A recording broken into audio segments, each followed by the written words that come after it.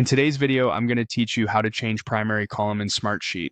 Even though Smartsheet doesn't let you switch the actual primary column, I'll show you a simple workflow to place your own column in front and, if you like, hide the original so it behaves the way you want. Start by opening Smartsheet and heading to Home. From here, select Start a New Project, Program or Process. This opens the creation experience where you can browse templates by role. Choose the company management category to get into the flow, but we're going to create something clean, so pick Start from Scratch.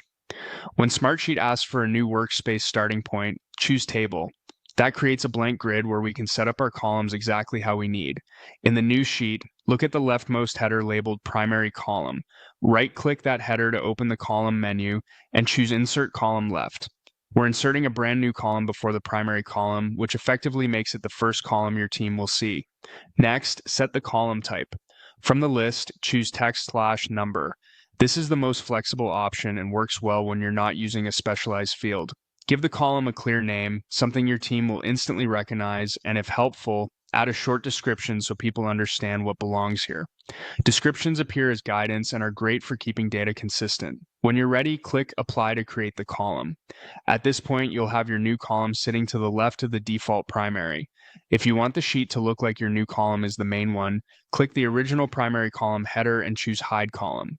Hiding is optional, but it keeps the focus on the column you just created. Remember, behind the scenes, the system still keeps the original primary as the official one.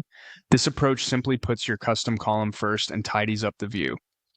That's it. You went to Home, started a new item, created a blank table, inserted a text number column to the left of the primary, named it, optionally documented it, applied the changes, and then optionally hid the original.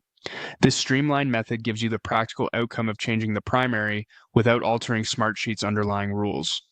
Tip as you wrap up, choose names and descriptions that match how your team searches for information, and keep the column type as text number unless you have a reason to use something more specific.